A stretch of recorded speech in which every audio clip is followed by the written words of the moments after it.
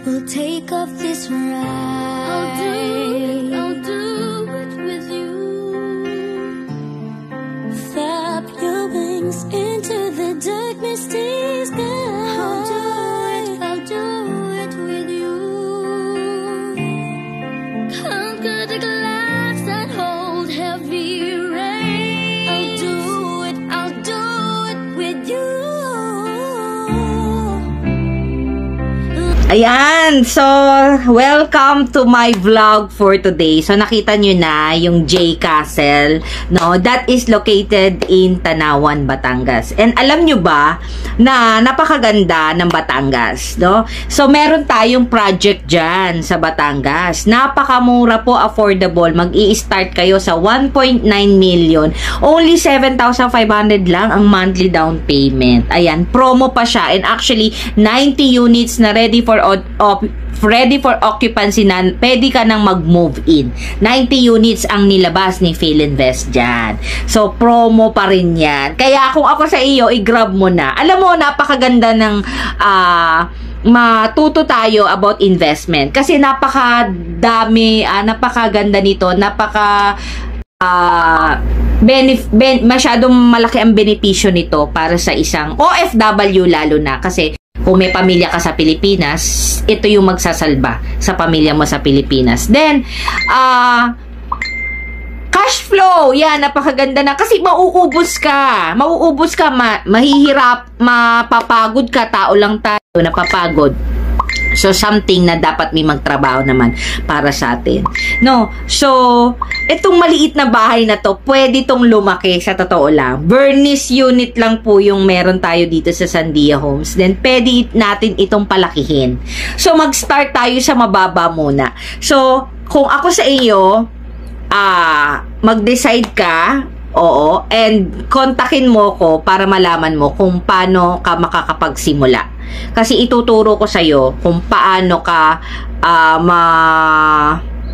malilinawan na habang ikaw ay bata-bata pa, maaga pa, mag-try ka na mag-invest. Kasi unang-una sa bangko, hindi tinatanggap ang mga senior citizen dyan.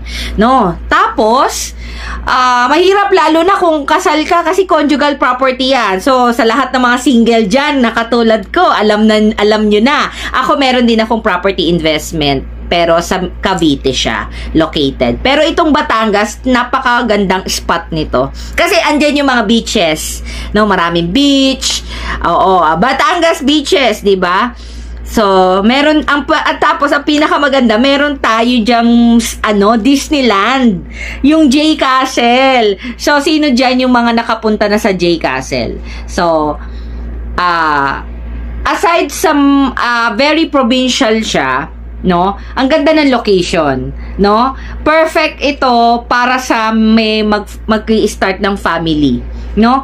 And wag niyo masyadong ismolin to kasi 1.9 M lang to. Ito yung pinakamababa talaga ni Philinvest Land. Saka kakagaling ko lang sa Buyer's Day nga pala. Gusto ko ikwento sa inyo na naubos halos lahat ng mga investor namin is nag-invest sila ng Sandia Homes.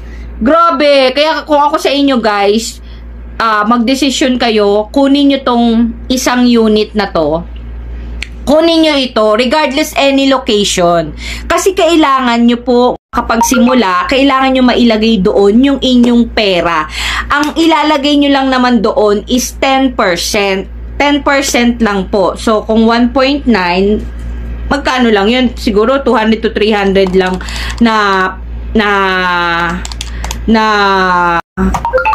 pera nyo ay ang ilalagay nyo doon, yung equity share nyo. Kasi yung loan amount or loanable amount, hihiramin nyo na siya sa bangko. So sabi sa inyo, kung may konti kayong pera, 200,000 to 300,000, i-invest nyo siya sa property investment. Ilagay nyo siya sa property. So, ayun, napakagandang magsimula ka talaga. Kasi if hindi mo siya sisimulan, mauubos ka talaga. No? Mauubos ka at saka kawawa din yung family mo. Kasi especially sa OFW, may pamilya ka sa Pilipinas, ito yung magsasalba sa'yo sa pamilya mo. no? So, itong bahay na to, napakaliit, pwede itong lumaki. Grabe, imagine nyo talaga. Pwede siyang lumaki. Magsimula ka dito talaga. Kaya, kung ang mga katulad ko dyan, ng mga single, ayan, na-afford nyo naman, no, na meron na kayong, na budget nyo na about, allotted nyo na yung kung ano yung ilalagay nyo para sa investment. So, kung may salary kayo, 30%, at least, 30% of your salary, i-allot natin sa investment. Grabe, napakamura, 7,500 siya, guys. 7,500 lang. And then, pwede ka na. Pwede nyo nang ma-own ang property dito sa Batangas, no? Regardless any location. Kasi ang tinitingnan ng tao, location, ay ayoko dyan ganun. No! Grabe, titingnan nyo po yung value, land value, yung value ng lote, yung value ng, yung halaga ng lupa. Ito ay located sa Batangas. Mataas na po ang ang value ng land sa Batangas, especially kay Philinvest Land Inc. No, etong mga lugar na to, Laguna, Cavite, Batangas, yan tatlong yan, Tarlac, Pampanga, Rizal, yan yung mga matataas ang value ng mga property, ng mga lote. Matataas po ang Grabe, no? If ever 6 months lang, boom ka talaga, magbo-boom talaga yung yung property investment mo, kunin nyo siya sa mababa. Pwede kasing buy low, sell high. Capital appreciation yung tinitingnan natin. Pero kung tayo ay kailangan natin ng another income, syempre, magdagdag tayo ng income, gawin natin siyang parentahan. So, kumuha tayo ng cash flow. Gawin natin siyang cash flow. Yon. Kasi after ng cash flow, then capital appreciation naman. 'Di ba? So, eto na nga, mag-start tayo mag-aral, no? Keep connected with me and pag-usapan natin yung ating investment sa lahat ng mga nalilito. Kasi sabi ko sa inyo, guys, hindi nyo kailangan ng pera talaga bago kayo makapagsimula. So, sa lahat naman dyan na walang 200,000, 300,000 na ilalagay sa investment nyo, pwede naman 7,500 lang uti-uti. Pwede naman yon. Pero kung wala ka pa rin 7,500 na ilalagay sa investment mo, wala pa rin problema yan. Wala pa rin pong problema yan dahil ako na ang sasagot sa lahat ng iyong problema. Makipag-usap ka sa akin at tutulungan kita kung paano ma-solve ang problema mo. Hindi mo kailangan ng pera para makakapag-umpisa ka sa pangarap mo, no? Pero yung mga may pera, syempre, at least 10% ng inyong 10% ng total contract price nitong Bernice na to na project sa Sandia Homes, which is nasa 200,000 lang to 300,000. Why not? Kung meron kayo, ilagay nyo na po yan dyan. Ilagay nyo na po sa inyong investment yan. At hayaan yung mag-grow yung money nyo. Lalaki po yan. Lalaki po. Ang laki. At imagine ninyo na habang nagtatanim kayo, dumadaan yung panahon, in the end, in 5 years to 6 years, grabe, achieve nyo na ang future. Achieve nyo na. Boom! Magiging boom, tarat-tarat na. Kasi sa sobrang bawi-bawi mo na talaga yung yung iyong investment, 'di ba? Kaya huwag kayo matakot, guys, kasi talagang talagang ito talaga yung very practical way, no? Syempre hirap tayo sa buhay. Ito yung pinaka best investment na tutulong sa, lalo na nandito tayo sa Pilipinas, no, yung ang mahal ng bilihin, 'di ba? So ito kailangan nating kontrolin 'yun.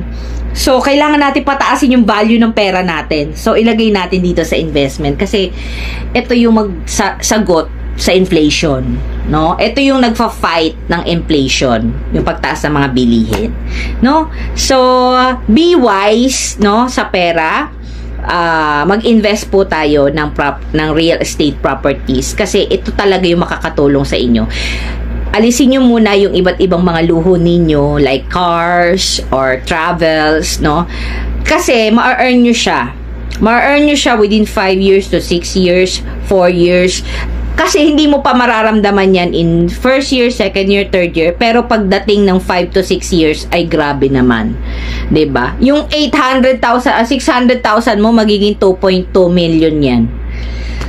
Grabe, super, triple pa yung binalik sa'yo. So, ito talaga yung pinaka-best investment nyo, guys, no? Aside for crypto, Bitcoin, nakakatakot, kasi baka mamaya mawala yung pera nyo, yung mga nag-i-invest dyan ng mga crypto o kaya Bitcoin. Ito, hindi mawawala yung pera nyo kasi nasa lupa siya. So, nakadikit sa lupa. Tapos, pwede mong hawakan, pwede mo kang magpagulong-gulong dyan, dun sa bahay mo, diba? Ikot-ikutan mo yan. So, tangible things kasi ang real estate. Kaya nga tinawag na real estate siya, totoo siya. So, safe yung pera na ilalagay mo dyan sa investment mo. Oh, diba? Ang dami nyo natutunan ngayon. So, sa lahat ng mga may question, gusto ng extra income, gustong mag-invest ng property, gusto na magsimula, ay nako, ngayon nyo na simulan ang pangarap ninyo. Kasi, napakabilis ng oras natin. Kailangan nyo mag-take action agad. Kasi kung hindi, uuwi tayong luhaan. Kung hindi natin lalakasan ng loob natin, kung lagi puro takot tayo, kung lagi puro duda, negative tayo, wala pong mangyayari sa buhay natin. Kailangan nagtitake tayo ng risk. So, ano ba yung risk? Napakababa naman ng risk nito. Low risk naman ito. Kasi unang-una, 'di ba? Real estate naman 'yan. So anong risk meron diyan, 'di ba? All you have to do is to take action. Oo. At yung reward is sa bandang huli, mag-aantayin mo lang siya. Mag-aantay tayo syempre, bawal mainip. No, kasi pag nainip ka is mahirap naman na yung hindi pwede sa mainipin kasi 'di ba? Hindi siya instant. 'Di ba? Property investment to, it takes a long run. It takes to 5 to 6 years, 'di ba? Ang bilis naman ng panahon. Katulad ko, 4 years na ako. 4 years na ako. So 2 years na lang, booming na yung aking bahay. Napakalaki na nun. At saka yung bahay ko na binili talaga malapit sa amenity area at malapit din sa gate. Isang lakad lang. Isang diretso lang from gate. Ang lapit pa sa amenity area. So, yun yung ginawa kong cash flow. Yan. So, magkwentuhan tayo, no? Ipakita ko sa inyo, ikwento ko sa inyo yung aking property investment. Malaki na ang value na, lumalaki na. Pero ayoko pa siyang i-exit. Ayoko pang i-exit kasi minaupa pa doon. Meron pang nakatira. So, kaya, ang sabi ko sa inyo, guys,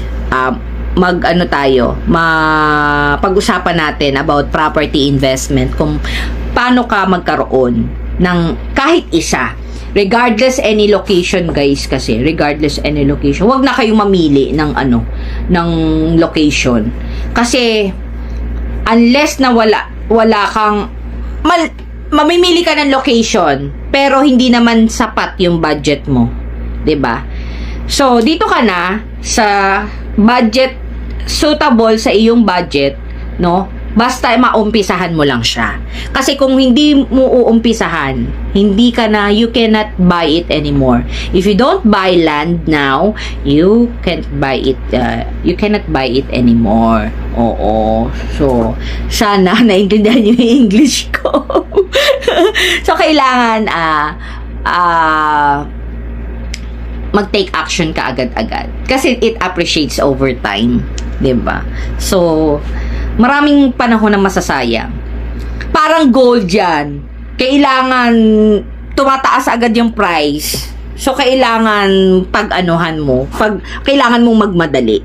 No? So, ayun lang. Maraming salamat and mag-message ka sa akin para sa lahat ng kwentong investment, kwentong real estate, at marami pang mga kaalaman paano ka makapag-umpisa ng real estate investment mo, 'di ba? Ako, ikukwento ko rin sa iyo yung message yung experience ko, how I started this investment, and it takes in the long run, na-enjoy ko siya at natuwa ako kasi masarap siyang gawin at saka nag-e-enjoy akong gawin siya. So, yun lang. Maraming salamat, and message kayo sa akin para sa lahat ng mga questions nyo. Okay? I see you again next vlog. Ito yung short vlog natin. At sana ay malinaw sa inyo yung aking mga sinabi, no? O medyo na mental block pa ako dyan. Nawala. Kasi wala akong script na pwedeng sabihin or question and answer portion. Basta gusto ko lang mag-share ngayon. So, ayun lang. Maraming salamat, and I see you again. Message me for collaborations, inquiries, extra income, referrals. Oo. Dahil ito ay pwedeng-pwede sa inyo, sakto sa inyo, any profession, kahit ano ka man, pasok ka dito, kasali ka dito, especially kung ikaw ay OFW. Okay? I see you. Bye. Salamat.